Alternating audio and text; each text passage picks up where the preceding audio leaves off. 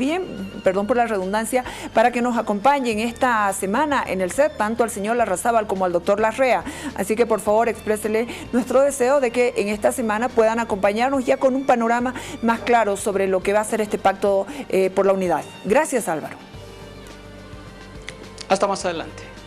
Muchísimas gracias. El periodista Raúl Peñaranda nos acompaña esta noche, escritor, investigador. Gracias, Raúl, como siempre te hago llegar mis sinceras felicitaciones para este año, para el 2020 y para toda la década, y para que sigas inspirando el trabajo de todos los periodistas que te seguimos y que, por lo visto, la gente que en algún momento dudó de que tu investigación no era seria, hoy en día te damos la razón con todo lo que está ocurriendo desde la justicia. Gracias, Jimena, por la generosidad, por la generosa bienvenida. Igual para ti, éxitos en tu vida profesional, personal. Efectivamente, el libro ya ha quedado totalmente demostrado, todo lo que ha sucedido, todas las declaraciones recientes han confirmado absolutamente todo lo que el texto señala, así que para mí obviamente que esa es una satisfacción. Es muy interesante cómo se confirma que hay este entramado entre empresarios y el poder político del gobierno anterior para hacerse cargo y tomar empresas de manera extorsiva. Eso en el caso de PAT, por ejemplo, de una manera realmente terrible, cómo se hicieron cargo de empresas, en el caso de PAT, sin pagar un peso. Así que, bueno, todo está saliendo a la luz y ahora la justicia tendrá que seguir su curso y ver cuáles son los siguientes pasos. El fiscal que está viendo el caso aseguró lo siguiente, que tanto Marcelo Hurtado como Jimmy Iturri, a nombre de Álvaro García Linera, presionaron a Dager para que les entregue las acciones de la red televisiva PAT. Lo dijo el fiscal. Exactamente. Esas son las declaraciones que hay, eso también está en mi texto. Efectivamente, Dager fue presionado, amenazado con que su hijo iba a ser detenido o él iba a ser acusado por el caso del Hotel Las Américas, y en un momento dado Dager ya no puede resistir más las presiones y finalmente decide ceder el canal. En un primer momento él señala que no está dispuesto, pero empieza una negociación y hay unos montos y él pide un monto que me parece que era de alrededor de $4 millones y hay un regateo de parte de las autoridades de entonces, es decir, Iturri, Hurtado y por detrás el vicepresidente, pero llega un momento en que le dicen, ahora ya es cero. O sea, al principio negocian un monto, pero le dicen, como te has demorado tanto y nos estás haciendo tardar tanto tiempo en esta negociación, ahora es cero. Y si no aceptas nuestras condiciones, tu hijo va preso y tú eres acusado en el caso de Hotel Las Américas. Terrible. Terrible. En lo último que hemos escuchado ya después de alguna aparición del señor Dager, el ex vicepresidente Álvaro García Linera dio el aval para que los empresarios Marcelo Hurtado, Jimmy Iturri, José Luis Valencia y Carlos Gil. Nuevamente surge este nombre que tanto desde el periódico La Razón estuvo de permanente mención, Carlos Gil. Exactamente, es interesante, lo habíamos mencionado en un programa anterior, Jimena, acá, pero este dato sí es nuevo, no lo teníamos y no está en mi libro, de que Carlos Gil también fue parte de la extorsión o de la supuesta extorsión, tenemos que decir, de la denuncia de extorsión, porque la justicia demostrará si es así o no. Sí. Eso no lo sabíamos. Sabíamos de que Carlos Gil obviamente era dueño de La Razón, que en algún momento vendió a TV, no sé, signo de interrogación, cómo vendió ese medio, pero luego ahora aparece como siendo parte del equipo que extorsiona a Dager. Eso es algo nuevo que no está en mi libro, no lo conocíamos, que no solamente Carlos Gil es un empresario pragmático que hace negocios con el Estado, sino que además se inmiscuye una tarea de extorsión a otro colega empresario para quedarse con ese medio de comunicación, y es él el que le dice, según la declaración de Dager, eso no, hay que señalarlo, es la declaración de uno de los interesados que dice que Gil le dijo, es mejor, es como un cáncer, es mejor que pierdas un órgano a que pierdas todo, entonces es mejor que cedas tu canal y que no pierdas tus otras empresas. O sea, realmente una forma terrible de actuar, inaceptable.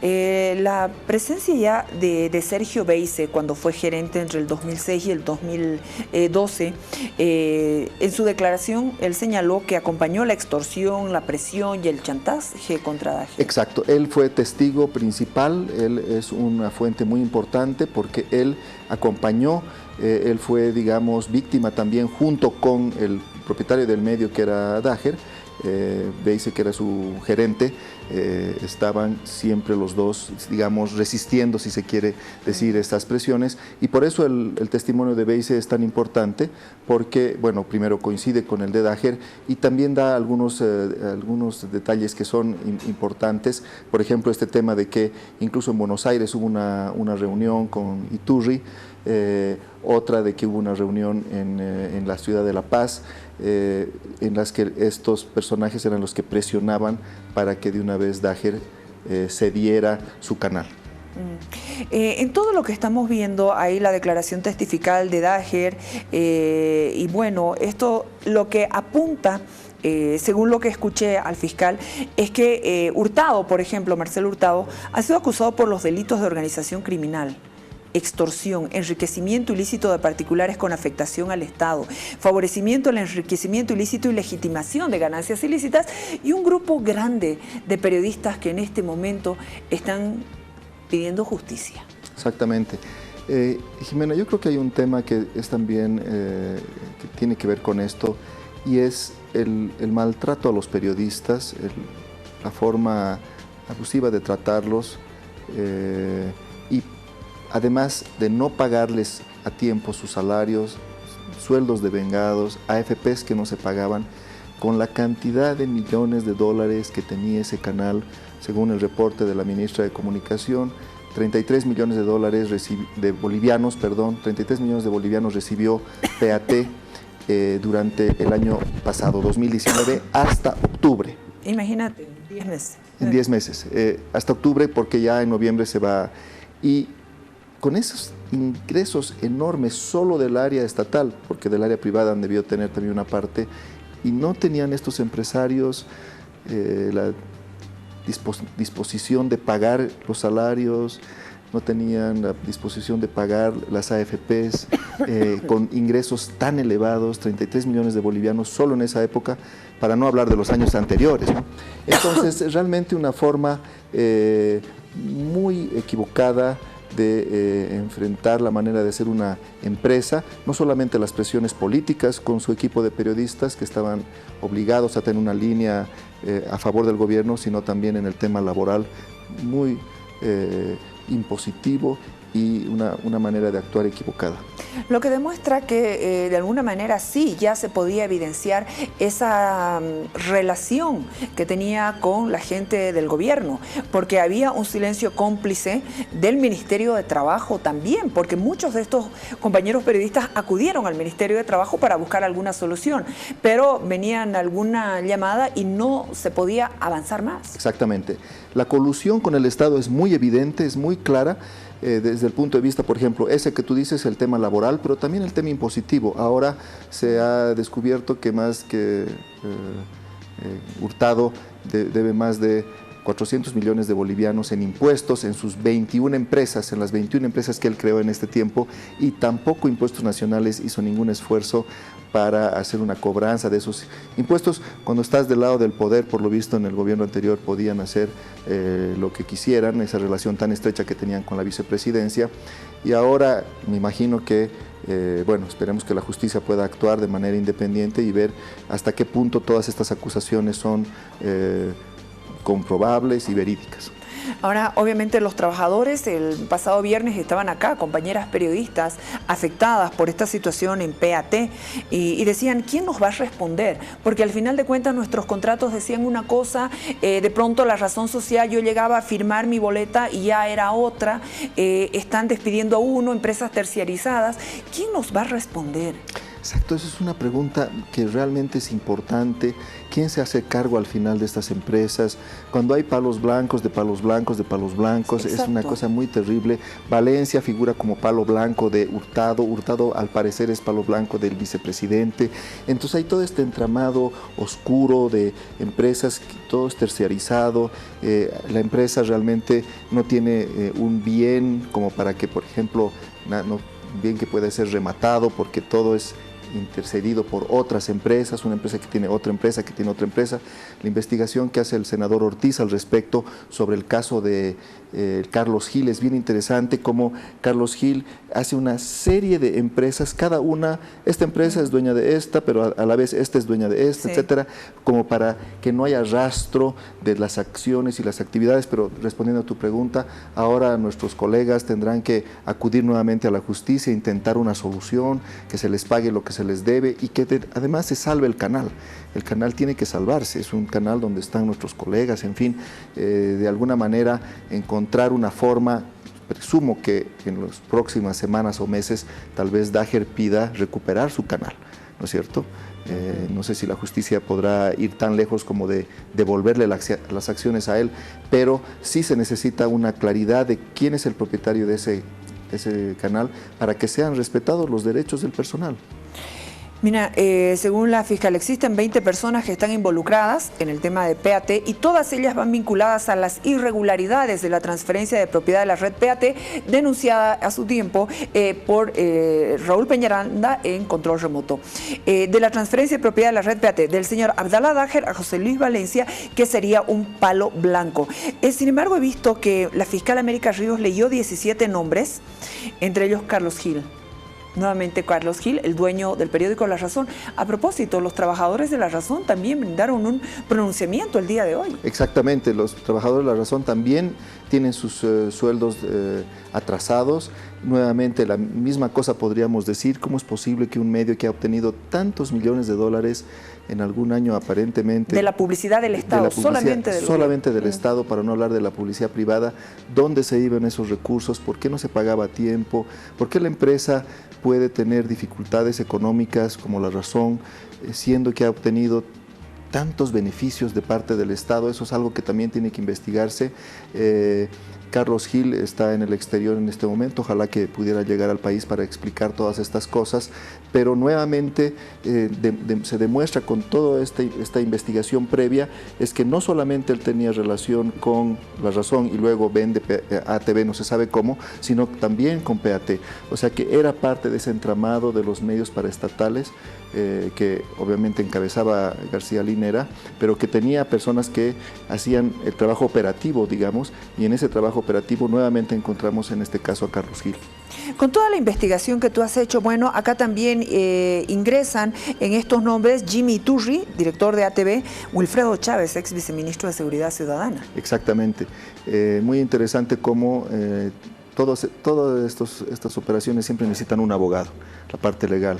Y aquí Wilfredo Chávez, otro amigo del gobierno que fue ministro por poco tiempo, luego viceministro, es decir, realmente... Estuvo como abogado de Evo Morales también. Y ahora es el abogado, claro, hoy por hoy, exactamente, tienes razón, es el abogado de Evo Morales. Todos quedan en familia, ¿no? O sea, son los empresarios amigos, más las autoridades, más la autoridad que también es abogado. Lo que tiene que...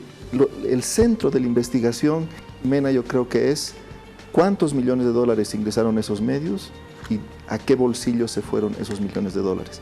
No estamos hablando de poca cosa.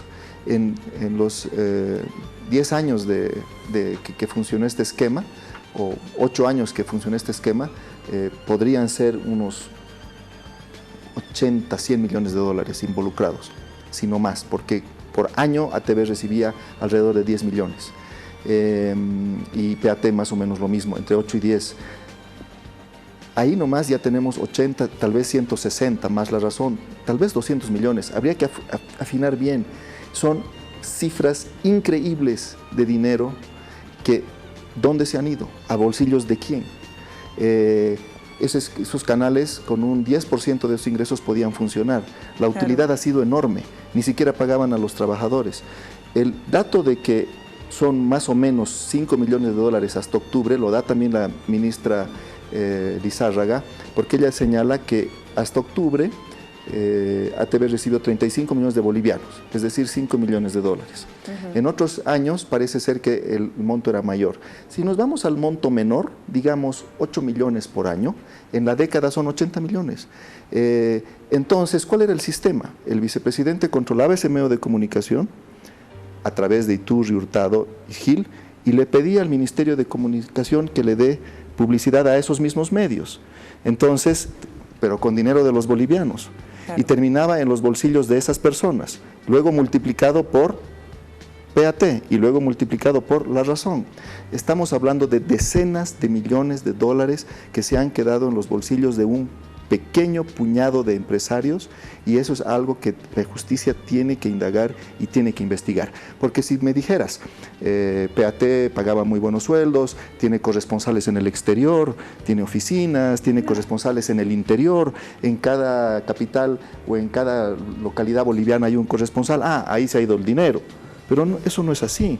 Entonces, realmente las utilidades intuyo que eran muy grandes, y ese es el tema que tenemos que investigar. El mismo vicepresidente es el que ordenaba al Ministerio de Comunicación poner dinero en las empresas en las que él tenía relación. Entonces, realmente es una cuestión que claramente es de enriquecimiento ilícito. No puedes tú pagarte a ti mismo, claro, ¿no es cierto?, con recursos del Estado, claro, que nos pertenecen si tienes a todos. palos blancos, del palos blancos y palos blancos, va a ser una investigación muy larga, pero bueno, sabemos que algún rato se va a conocer la verdad. Exactamente, debería conocerse. Mientras tanto, nuestros compañeros periodistas, hoy fue muy dramático ver que nuestros compañeros periodistas de PAT en Santa Cruz estaban sacándose sangre. Luego leí un titular en el medio de PAT que decía: histórico, los trabajadores sacan el noticiero. Yo me pregunto, ¿quién es más que ellos? Siempre han sacado los trabajadores los noticieros. Claro, o sea, exacto. Es verdad, aquí ¿quién saca el noticiero? Los trabajadores. Claro, son los trabajadores. Exacto. ¿No? En fin, gracias, Raúl, por ese aporte tan importante que tú has hecho luchando contra la corrupción, pese a todo lo que ha significado para ti. Yo quiero hacer recuerdo que Raúl Peñaranda ha sido víctima de una gestión de 14 años donde el totalitarismo, la persecución, las amenazas, te han denigrado, han hecho cosas muy feas contigo. Sin embargo, como buen hombre, como buen periodista, de pie, y hoy la historia te está dando la razón, y quiero recordarle a la gente, porque no es una lucha de hace un mes, de hace 2 meses, de hace 6 años, esta es una lucha permanente la que los periodistas hacen. Y Raúl, felicidades y gracias por tu trabajo. Muchas gracias, Jimena. Yo quiero hacer hacer memoria de todos los colegas, empezando por ti en este canal, otros colegas que hemos trabajado durante los años del gobierno de Evo Morales, haciendo muchos esfuerzos. Ahora es fácil decir todo esto que estamos diciendo, claro, pero decirlo en su momento, era mucho más difícil. Y todas las... Mary Vaca hoy hace un tuit donde pone y te menciona a ti por el caso, por ejemplo, el tema del fraude y otros que te menciona a ti, cosas que los periodistas hemos revelado cuando era difícil revelarlo, cuando se remaba contra la corriente. Después de la batalla todos son generales, pero en la batalla es cuando hay que ser soldado, ¿no? Y creo que eso es algo importante que debe valorarse. Es un número grande de periodistas que por suerte estábamos, creo, haciendo bien nuestro trabajo, y por suerte ahora, cuando ya estamos en una fase de normalización democrática, eso ya puede incluso demostrarse y también reconocerse. Gracias, Raúl. Qué bonito escucharte siempre. Gracias de verdad y fuerza. Gracias a ti. Vámonos a la pausa, por favor, aguárdenos unos segundos. El periodista Alejandro Estrambas Aguas nos acompaña y nos va a revelar algunos detalles de lo que ha sido y lo que es